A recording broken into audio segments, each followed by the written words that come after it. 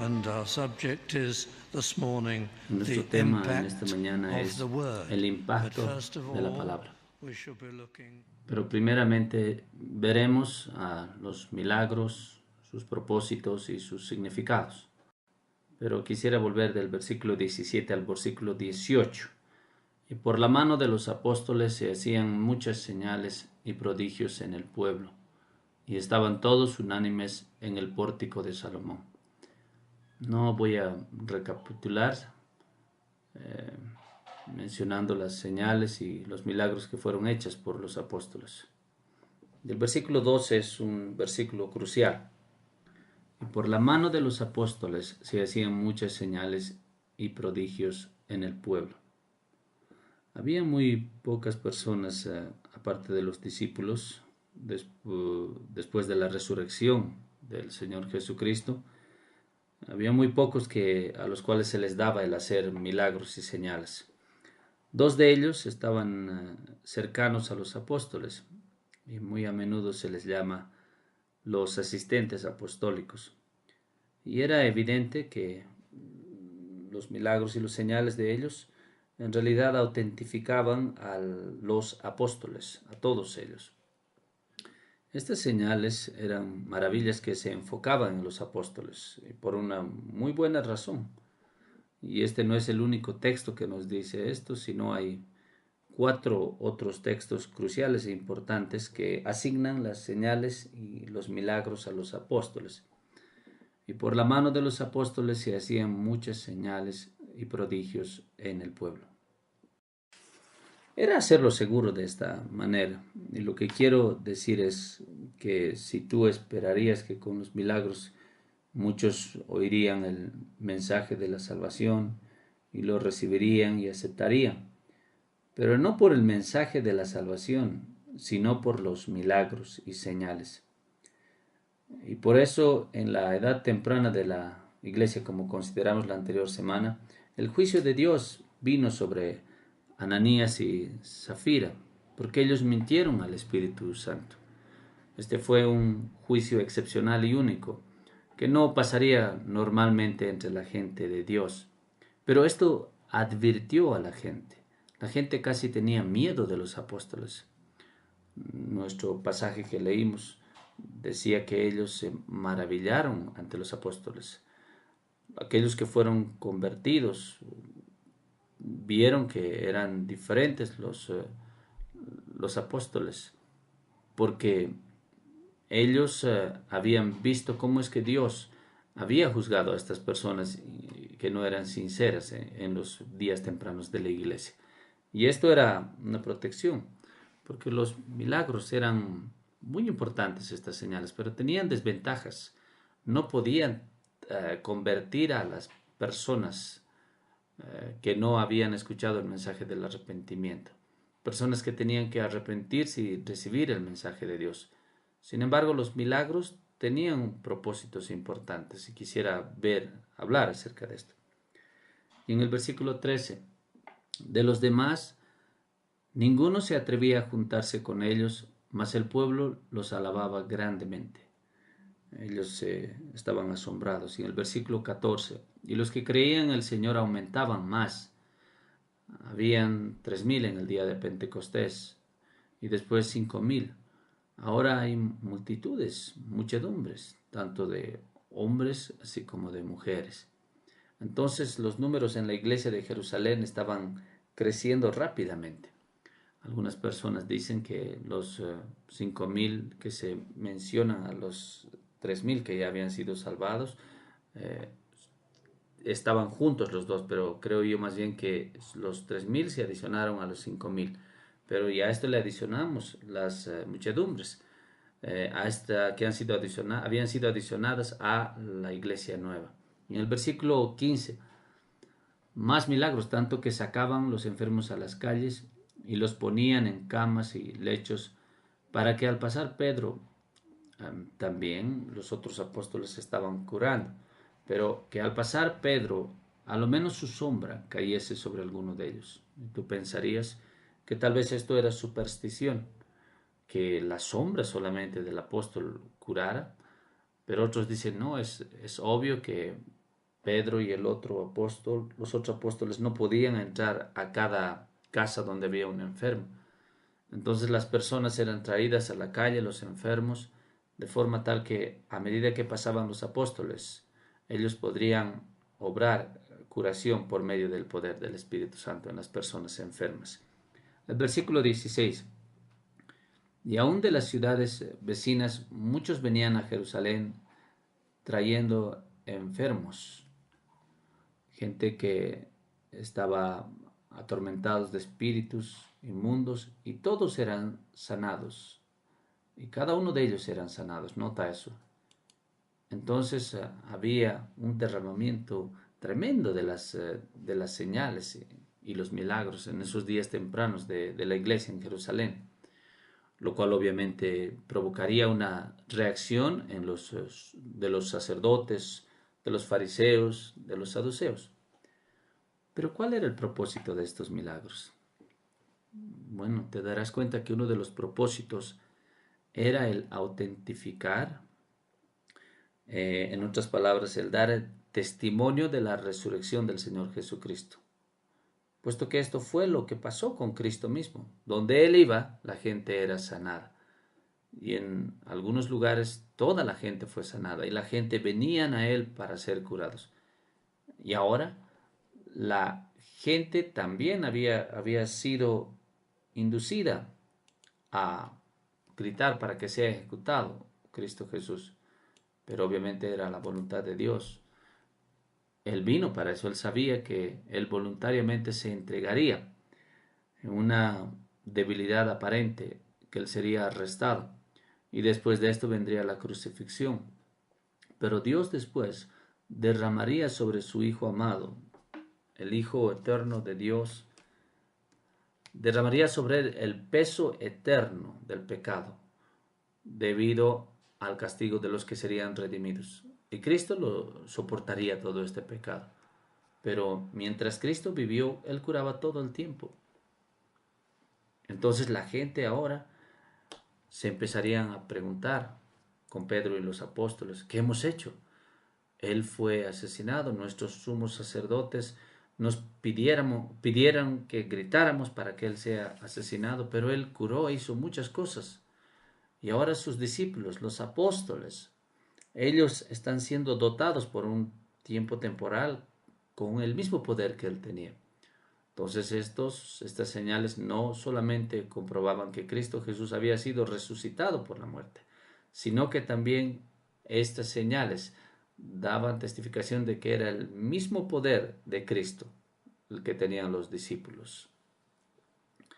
Esto daba testimonio de que Cristo estaba vivo, resucitado por supuesto en la gloria, obrando por medio de su Espíritu Santo, pero que Cristo estaba vivo, como Él dijo que estaría. Y de una forma sistemática, acá están las razones que quisiera que recuerdes, son muy importantes, las razones por los milagros y señales en los días tempranos. Primero, tú podrías ponerlo de esta forma. Al dar los milagros y las señales, Dios les dio una oportunidad más a los judíos, a los hijos de Israel, porque a pesar de su pecaminosidad, a pesar de sus lapsos de idolatría, de su desobediencia, a pesar de haber desobedecido a los profetas que habían sido enviados a ellos por Dios, a pesar de su rebeldía, habían algunas cosas que ellos, los israelitas, habían hecho bien. Por supuesto que esto no les salvaba, porque era como una gota en el mar. No arregló su voluntaria rebelión. Pero, sin embargo, habían algunas cosas que ellos habían hecho bien. Ellos habían guardado, en cierta forma, la ley de Moisés y la ley ceremonial. Ellos habían guardado estas cosas. Ellos habían preservado las escrituras sagradas. Esto no les ayudó, por supuesto, porque las cosas que hicieron bien les hizo orgullosos, les hizo autosuficientes, que confiaran en sí mismos, en sus obras, para ser aceptados por Dios, para ser salvados, si tú quieres ponerlo de esa forma.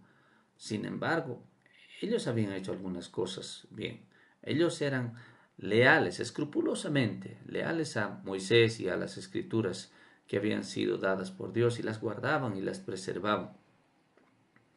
Cuando vino el Salvador y la nueva iglesia internacional judía gentil fue inaugurada, y el sacerdocio fue terminado y la orden del templo ya no había más, la orden vieja pasó y la nueva iglesia del Nuevo Testamento vino. Entonces Dios, en su misericordia y en su bondad, dio milagros. ¿Para qué? Para liberar a los judíos, a los israelitos, de ese apego que ellos tenían a Moisés. Moisés era, bueno, estaba bien, el Antiguo Testamento era de Dios, el antiguo orden fue dado a los judíos, pero ahora esto fue cumplido. Como los profetas habían dicho, terminó, Cristo vino. Ahora es el cambio que se había dicho que iba a pasar. Y la gente que tenían esa lealtad a Moisés continuaron teniendo esa lealtad. Ellos no podían dejar a Moisés, la ley ceremonial, el templo.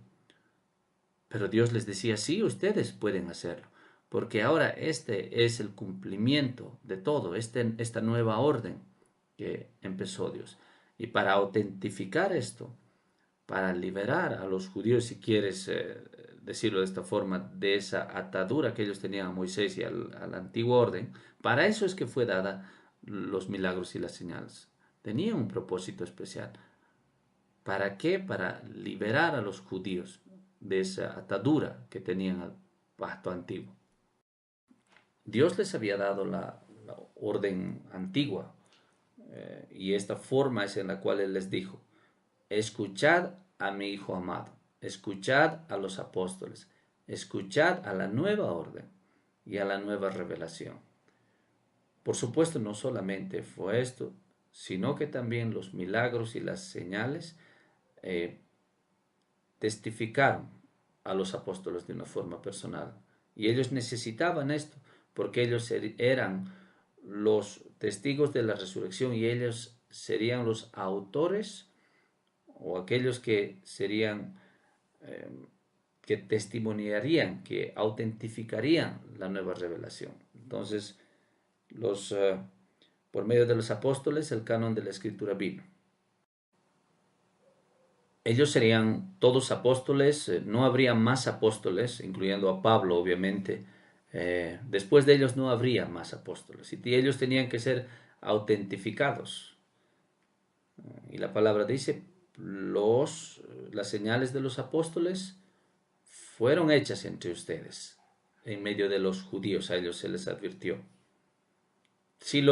Imagínense que si las señales pudieran haber sido hechas por todos, ¿quién sabría quién era un apóstol y quién era no? ¿Cómo es que la gente sabría qué es lo que era qué parte de la escritura del Nuevo Testamento sería autoritaria o inspirada por Dios? ¿Cómo es que la gente sabría? Por eso es que los apóstoles tenían que ser autentificados, porque ellos eran testigos de la resurrección y también por medio de ellos vinieron las escrituras, el cumplimiento, podríamos decir, de la santa palabra de Dios. Y habían otras razones también por los milagros y las señales. Tal vez no les voy a dar más, esto es suficiente porque quiero hablar solamente de los 3 puntos. Las señales milagrosas sacaron a la luz el corazón duro del ser humano. En un momento vamos a hablar acerca de los sumos sacerdotes, de los saduceos y de los fariseos, que muchos de ellos fueron convertidos, pero también muchos no fueron convertidos.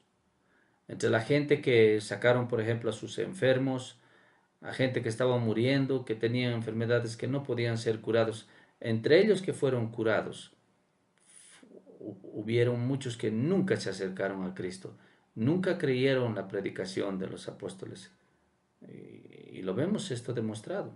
Muchos sacerdotes fueron convertidos, pero muy pocos de los líderes, muy pocos de los líderes sacerdotes. Ellos habían visto los milagros, habían testificado, pero su corazón estaba duro. Y aquí ves la dureza increíble del corazón del ser humano. ¿Y qué nos dice esto? Que la conversión tiene que ser solamente por el poder del Espíritu de Dios.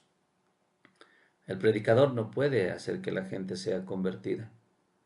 Él tiene un privilegio grande de poder hablar acerca de los hechos, de apelar con las almas, de persuadir a la gente a un nivel humano.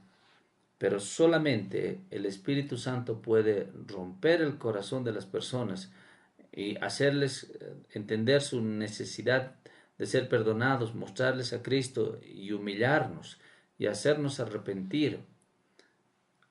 Y los milagros muestran la dureza increíble del corazón del ser humano.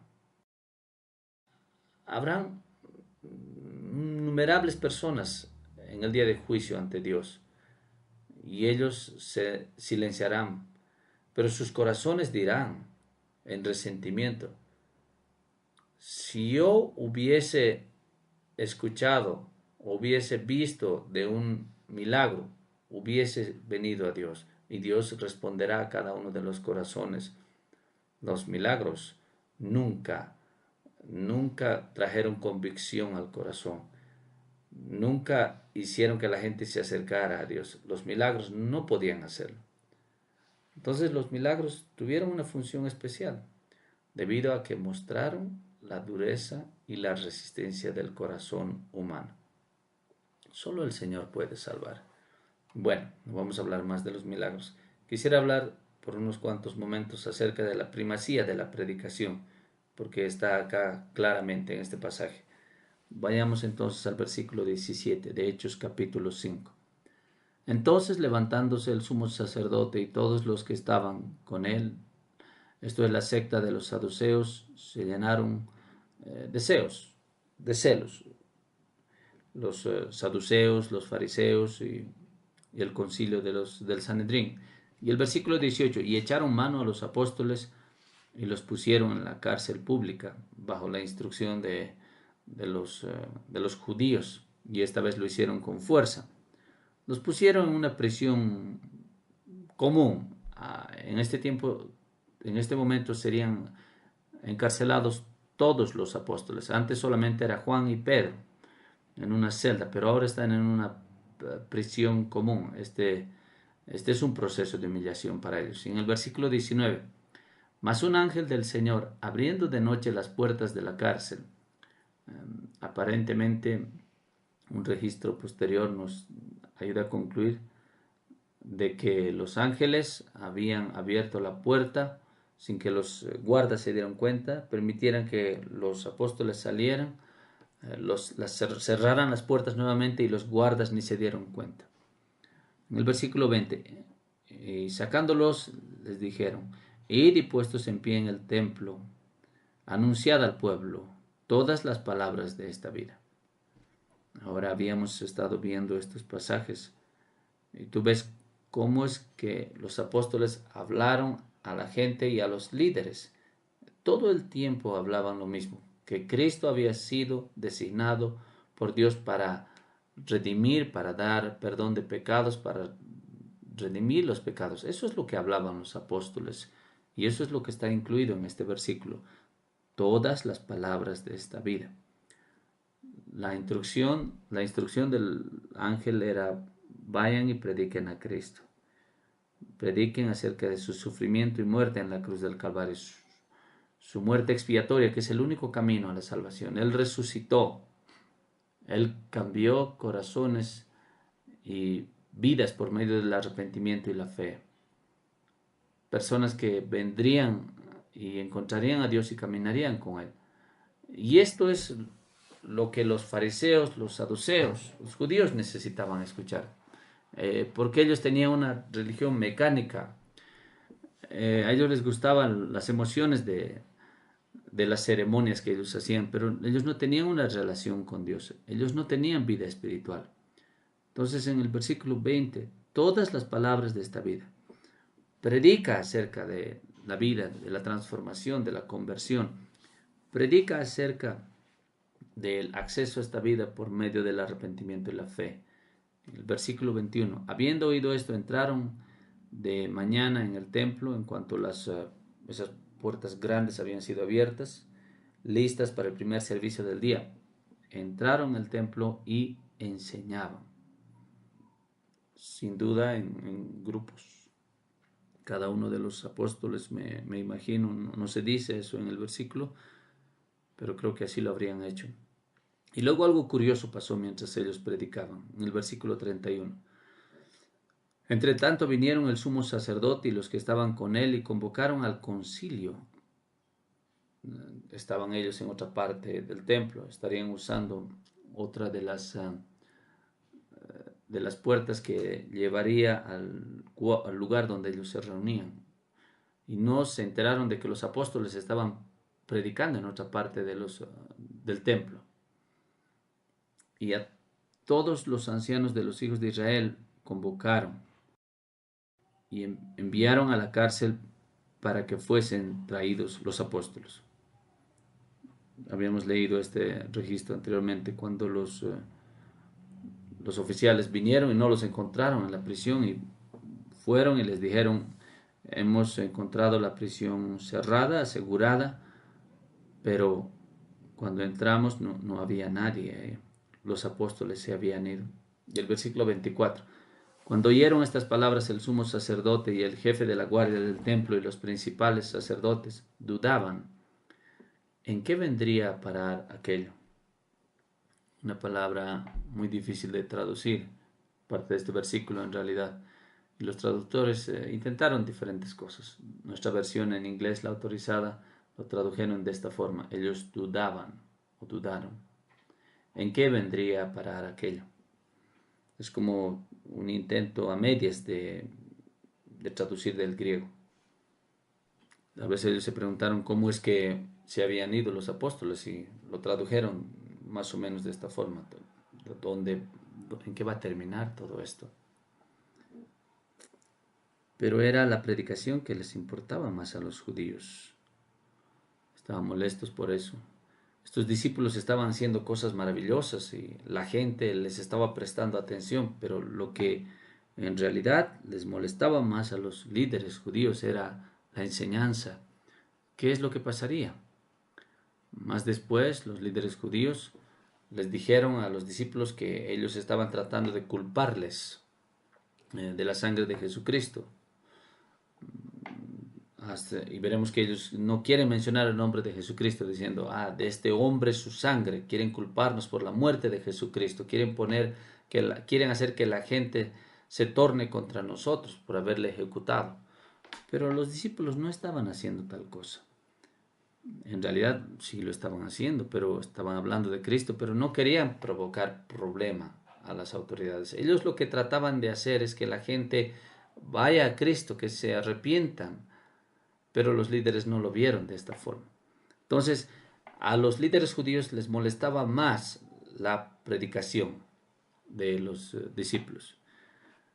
Entonces, la primacía la importancia de la predicación es muy importante. Los milagros pasarían, obviamente. Y claro, debemos decir, el Señor aún obra milagros. Nosotros o muchos de ustedes han tenido respuestas de Dios a sus oraciones y ese es un milagro. Pero Él no hace hoy en día milagros de señales por medio de hombres que tienen dones como los apóstoles. Los apóstoles ya han pasado. Las respuestas de Dios en este tiempo no son señales. Entre nosotros, entre los de la fe, podemos testificar de milagros que el Señor hace, pero no son señales. Lo que Él obra, Dios, es por medio de la predicación, por medio de la importancia de la predicación. Eso sí continúa y eso continuará hasta el fin del mundo. Y eso es lo que salva a las almas. Eso es lo que el ángel les mandó a que hagan los discípulos: ir al templo. El ángel les dijo: vayan al pórtico de Salomón, junten grupos, si tienen la oportunidad, cuando el primer servicio termine, prediquen una vez más a los que se junten, prediquen acerca de Cristo. prediquen acerca de la vida, prediquen acerca de cómo caminar con Él y conocerlo. Entonces es la predicación que logra los resultados. Pero ahora los apóstoles son arrestados. Y en el versículo 26, entonces fue el jefe de la guardia con los alguaciles y los trajo sin violencia, porque era un lugar público en el que estaban, era en el templo. Y la gente, porque temían de ser apedrados por el pueblo. Ya sea que pasó, ¿no? Eso es otra cosa. Pero la gente se había vuelto muy cercana a los apóstoles debido a los milagros y muchos debido a su predicación. Tanto así que el guardia levita temió. Versículo 27. Cuando los trajeron, los presentaron en el concilio. Puede ser que estaban los 71 miembros del concilio del Sanedrín, tal vez no tantos, pero un buen número. Ellos estarían sentados en un semicírculo, porque en otro lado se nos dice de gente que estaría en el medio de ellos. Y los apóstoles, los 12, estarían parados enfrente de ellos del concilio. Y el sumo sacerdote se dirigió a ellos, diciendo, versículo 28, no os mandamos estrictamente, la palabra estrictamente amplifica el mandamiento. No os mandamos mandándoos, les mandamos con gran importancia que no enseñaseis en ese nombre. Ves que los líderes judíos no soportan el nombre del Señor Jesucristo. Que no enseñaseis en ese nombre. Pero ustedes han hecho más que esto. Ahora habéis llenado a Jerusalén de vuestra doctrina. Esta enseñanza está en todo lado. Y queréis ustedes, es una acusación falsa obviamente, echar sobre nosotros la sangre de ese nombre. Ustedes quieren venganza con nosotros. Quieren ustedes que nos caigamos, seamos derrocados. Ellos tenían miedo de eso, pero los apóstoles no estaban haciendo eso. Y en el versículo 29, respondiendo Pedro y los apóstoles dijeron, es necesario obedecer a Dios antes que a los hombres. Y lo que quiere decir con esto es, debemos obedecer las escrituras. Los discípulos, los apóstoles habían estado citando escritura anteriormente. Entonces cuando ellos dicen, debemos obedecer a los profetas antes del hombre. Y en el versículo 29 está predicando Pedro.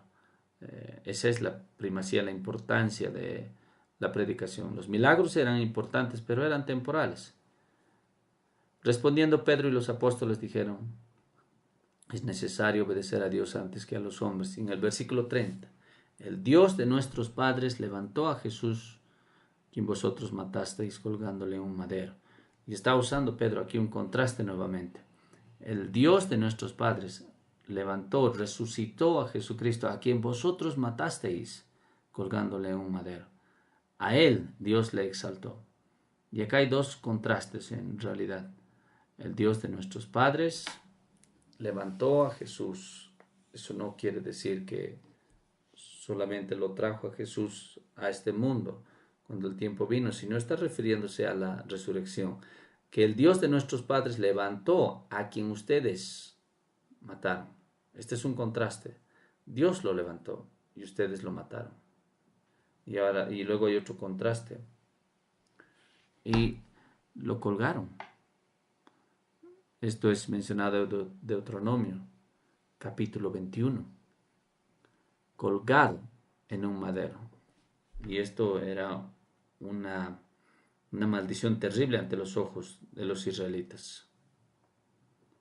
Mientras ustedes le avergonzaron y permitieron que fuera crucificado en un madero, en el versículo 31, a este Dios ha exaltado con su diestra. Es un contraste doble.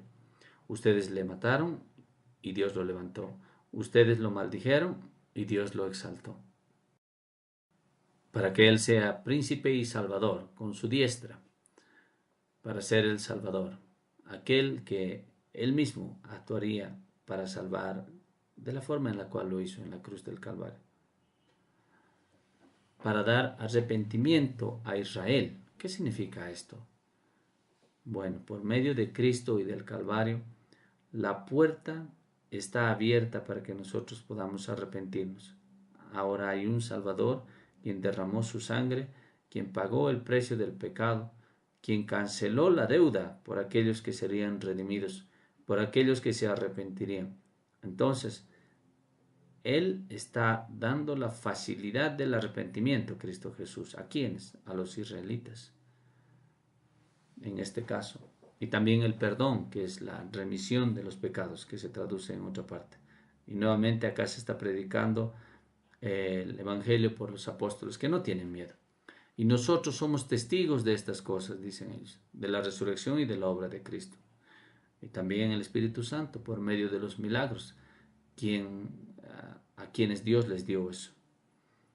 En el versículo 33, ellos oyendo esto, se enfurecieron, pero no en el mismo sentido en el cual las muchedumbres, los 3,000 que fueron salvados en el día de Pentecostés, porque ellos fueron compungidos de corazón, con dolor, realmente fueron convencidos de su pecaminosidad y de su necesidad, pero esta vez ellos están solamente como enfurecidos, ellos están molestos. Entonces cuando ellos oyeron esto se enfurecieron y querían matarlos. ¿Qué significa esto? Los apóstoles están ahí enfrente de ellos, de los líderes judíos. Ellos no son excluidos de esta reunión del Sanedrín, del concilio. Entonces, levantándose en el concilio un fariseo llamado Gamaliel, versículo 34, doctor de la ley, venerado de todo el pueblo, mandó que sacasen fuera por un momento a los apóstoles. Por lo que voy a proponer, este hombre Gamaliel diría, quítenlos, sáquenlos de nuestra reunión, llévenlos a un lado, a otro lugar. Esta reunión es privada. Pero el versículo 33 no era privado. Cuando ellos, oyendo esto, el concilio de Sanedrín, se enfurecieron, estaban muy molestos y querían matarlos. Y los apóstoles aún estaban ahí, cuando ellos estaban hablando de estas cosas, cuando estaban confiriendo acerca de su muerte. ¿Pero cómo? Algunas personas piensan que muchos miembros del concilio se levantaron en esa reunión y en voz alta dijeron, deben morir, deben ser asesinados. Por supuesto que ellos no tenían el derecho de hacerlo porque había una autoridad romana y sería hecha de una forma tal vez un poco más secreta y luego consultar a los romanos, pero estaban pidiendo que mueran en frente de los apóstoles. Tal vez también se reunieron en grupos pequeños los del concilio para hablar entre ellos de qué es lo que harían con estas personas, en el caso nuestro con los apóstoles. Tal vez se hizo de esta forma, no estamos del todo seguros. Pero estas sugerencias de muerte, las propuestas de muerte, estaban siendo habladas dentro del concilio. Entonces vimos a los milagros y la razón por la cual pasaron, los motivos, también acerca de la primacía de la predicación. Fue la predicación que salvaba. Los milagros tal vez confirmaban confirmaban a los discípulos y comprobaban que Cristo aún estaba vivo, había resucitado. Pero los milagros no podían salvar. Los milagros no podían emblandecer el corazón, no podían hacer que la gente se arrepienta. Es la predicación que hace eso, que convierte a la gente. Y cuando hablamos de la predicación, estamos hablando de toda proclamación de Cristo Jesús, toda palabra personal de evangelización, toda escuela dominical, curso o clase de escuela dominical que se presenta, donde sea que se presente el nombre de Cristo Jesús para arrepentimiento. Y para concluir quisiera hablar acerca de no de los milagros ni de la primacía de la predicación, sino un poco acerca de, si quieres ponerlo de esta forma, de los personajes y los grupos de personas principales que vemos en esta narración. y ellos son los sumos sacerdotes, los escribas, los fariseos, los saduceos, por un lado, todas estas personas, y los apóstoles por otro lado, los discípulos. ¿Y qué vemos de ellos en este pasaje? Bueno, verás, los sumos sacerdotes estaban realmente enfurecidos, estaban duros como clavos, no fueron movidos por los milagros que habían visto, no eran afectados para nada. Ellos no son movidos por la ira de Dios sobre los judíos que habían sido sojuzgados, conquistados por los romanos, ¿no? Y esto había pasado para que ellos se den cuenta, que abran sus ojos y que reconozcan a Cristo que estaba viniendo. Y tampoco reconocieron a Dios por los milagros de Cristo Jesús. Más bien ellos gritaron e insistieron a las autoridades romanas para que Él sea crucificado. Y ahora están predicando estos sus discípulos de que Él resucitó. Y con todo ellos no creen. Son tan duros. Ellos no se arrepienten de su pecado, ni mucho menos venir y buscar a Cristo Jesús. Entonces, un grupo estaba duro, no quería reconocer. Y hoy en día, ¿cuánto oramos para que el poder del Espíritu Santo descongele a los corazones? Tal vez tú, aún en este servicio de enseñanza de esta mañana, tal vez no te mueve el mensaje de la salvación. Tal vez nunca te has arrepentido, nunca has deseado buscarle, ni que tu vida sea transformada y que tengas el amor perdonador. Es posible. Tú tendrías que venir a nuestros servicios evangelísticos de la noche, donde nosotros nos enfocamos en la necesidad de la salvación. Y sin embargo muchos vienen a ese servicio de la noche y no son movidos muchos.